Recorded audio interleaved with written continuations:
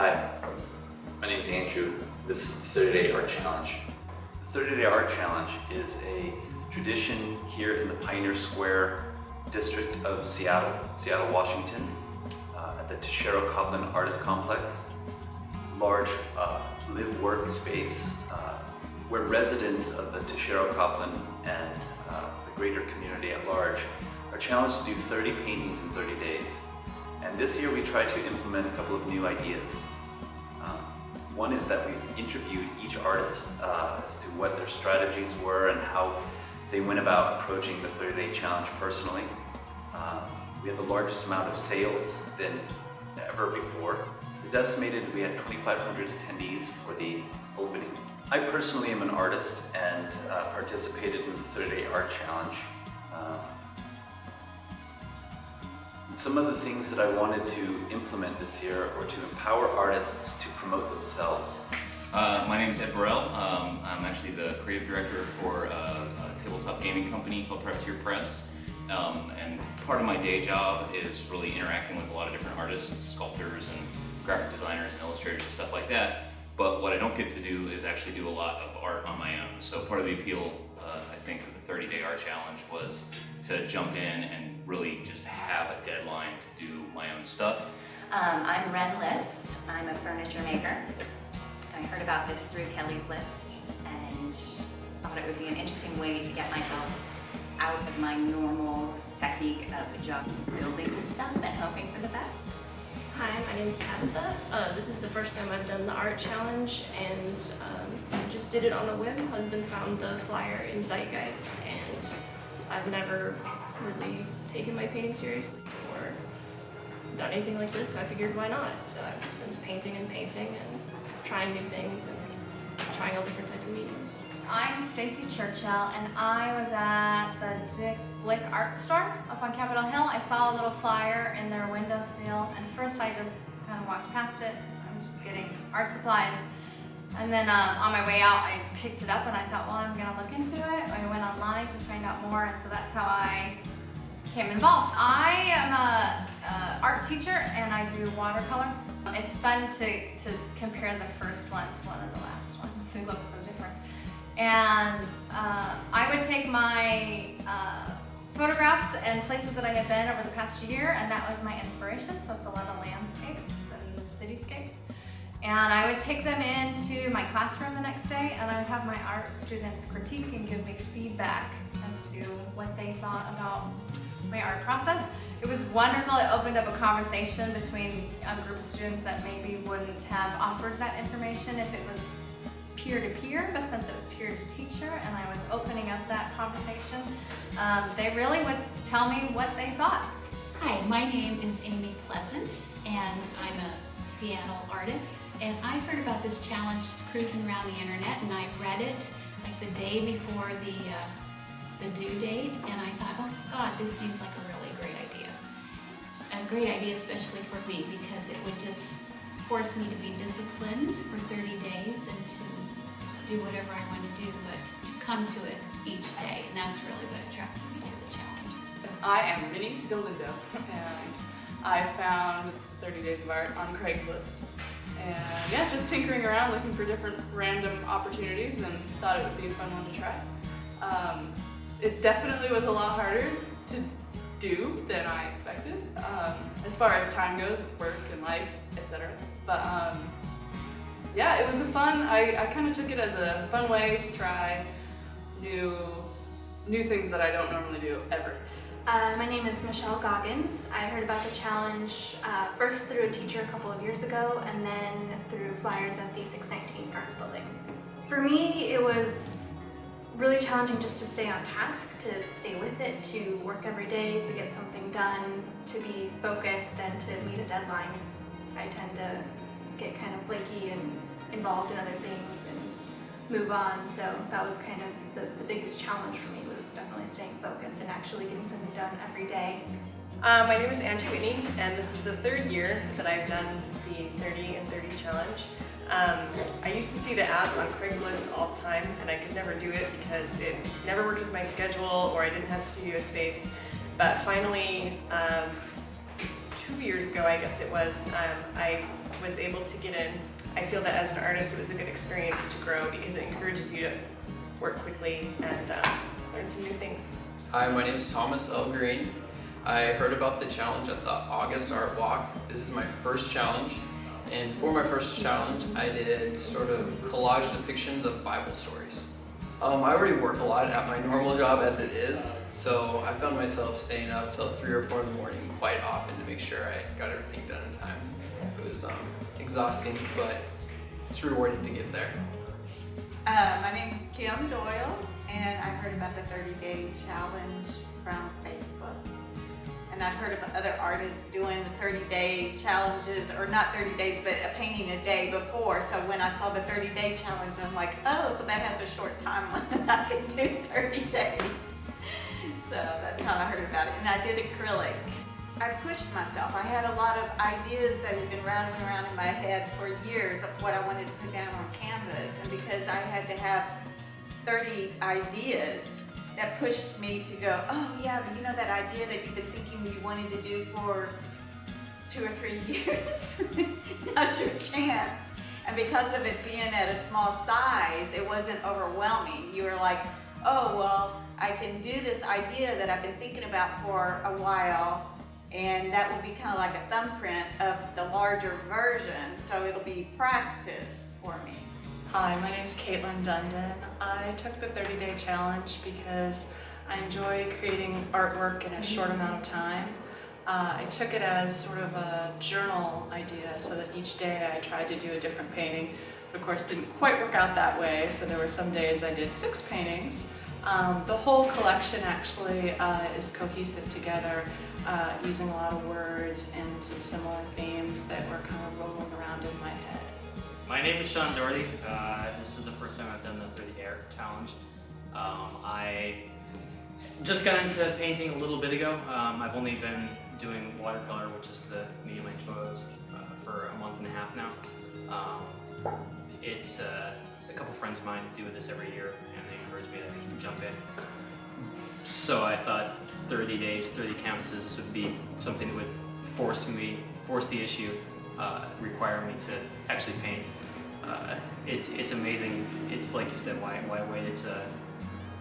You have so much fun doing it, and yet life keeps getting in the way. So that's it for me. It's just an awesome process. My name is Christy Young, and I heard about the challenge through some friends of mine. They participated the last couple years, and so this year they roped me into doing it, and it was really exciting and fun. I got to learn new challenges and what I can come up with in a short amount of time, and what I can really do when I have a longer period of time to work on something. So, and that, you know, even if you wait till the last possible minute, you can still produce something that you're in love with. I'm Frank Frizzy. I heard about this through my wife, who took some classes from an artist from Olympia, and she put out word about this. 30 days of trying to figure out what to do and whether to repeat anything or come up with something new each time. So it's an interesting project, frustrating at times, exciting, keeping me awake and waking me up early. Art, first of all, is so subjective. Everybody can come into what that means to them. They can come into what they think that means for you. They think this is what they think art is, and it moves. Therefore, art is this thing, right? It's so many things. So what the 30-day challenge does is it basically puts a parameter around, okay, it could be anything, but you got this time to pick it up and this time to drop it off, and whatever happens in there is what it is. And it's a challenge. So some people ascribe their own theme, their own approach, their own personal, emotional correlations. Every year something will come out of the challenge, and there will be an unspoken continuity between all of the work, even though there's different styles or different hands. And in a new, 21st century way, the line is Live Faust, Die Jung. So what did you learn out of the challenge? The biggest thing I learned was that the time it takes to do something to what I consider my personal taste level for my own critique of my stuff, I need more time. So I realized having 2 hours to do a project after work, because I'm gonna finish about 2 at the rate I was doing in the night, that these were gonna be more simplified versions of what a bigger picture in my brain of what I wanted to do. So it kind of was like taking a big idea and cramming it into this small little box and going, you've got to cut this out, cut that out. So there was so much planning for like prep work, like gessoing canvases and buying a clear coat and realizing don't put it on too thick so it'll dry faster, things like that, just time management. For me, the challenge was not so much to get them all done, because I knew I could get them all done. I've been fairly prolific in other things. It was really just letting go and getting back into the place where I wasn't trying to particularly express something. I was just letting the things happen in front of me. It's interesting as you see the progression from the start to the end. I used acrylics and a lot of the golden products and inference and the iridescent colors, and it was interesting to watch how they built up over the time. And then I realized what it was a meditation, and I didn't name them, but it's like in different states of meditation. Why is art important? Oh, it's vital. Gotta have it. I don't think I could maintain my other life without it, so it's something I do all the time, but just as kind of a hobby. Why is art important? I think it's the way that we communicate what's inside, and I don't know, I think there's a lot of guesswork in communication. Art is a way to communicate what you see to another person in a way that's easier to understand, or should be easier to understand. What is important about art? Art is important to me because it enriches your life, and I think it's important to support art, whether by doing it or purchasing it, or I don't know. I feel that a lot of the world feels that art isn't as important as, say, like a cup of coffee in the morning. I mean, I would rather spend $5 renting a film and have it enrich my life forever than to spend $5 on a latte that I'm never going to think about again. So I think art's very important because your time goes into something that's going to live long after you do, and your money is going into something when you purchase it that is going to hopefully enrich your life, I mean, forever. Why is art important? Just in general? That's such a broad question. I don't know, for me it's important just because it's enjoyable. It's something I enjoy to look at it. It's inspiring, it's emotional, it can be evocative of many things. It's just, for me, pure enjoyment, whether I'm making it or viewing it. Art is important. Well, art's good for your brain, I think. It helps make you think in creative ways and inspire you to do things in all areas of your life. Art is important because you can live with it. You need it to live. Art helps us relate to the world. It helps us understand things around us better. Art is kind of like a frame around the world. Art lets you see the world in a different perspective than you might normally be.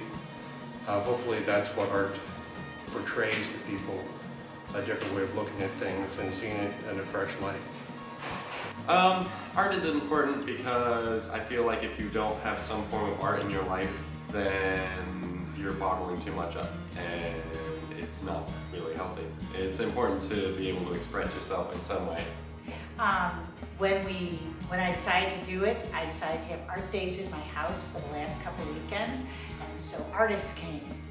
And they taught me how to do collaging, how to paint, how to use materials. I learned more in the last 30 days than I've ever learned when it comes to art. But it was a gutsy thing because it was opening it up and saying, kind of being vulnerable, here I'm going to do art and teach me something. So it's made me step outside my little box. The climate of the marketplace is, right now, there's a lot of excitement and enthusiasm in the arts, in local business, and in a down economy, finding a way to connect to the things that really matter. And I think the artists living out an example, pursuing their dreams and doing the work in these efforts of 30 paintings, display that, and they inspire people. And each of us have our own preferences with the arts, but at an affordable $50 gift, that is something that I think can really help put a shift in and kind of be some form of certification that there's a communication about things that really matter, even when the economy is down. I want to be respectful of the tradition of 30 Day Challenge. It's been going on for 10 years.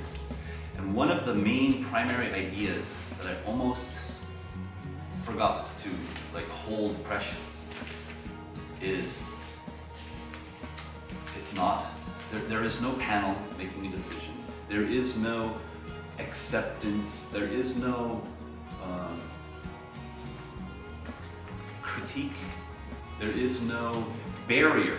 So anybody can step into this frame, in the context for 30 days and do whatever they need to and exhibit it and have it be seen. And just having that seen is powerful. And to pre-sale work takes that away. So the idea is we've always had a preview night where every content is seen. It's allowed to be seen. And then the next night is it's allowed to be seen in the context of value and price and urgency and limit. There is only so much time that we have, so it's inevitable. So I really want to have the preview night non-sales, not about sales at all, but about, wow, we did it. Look, we did it.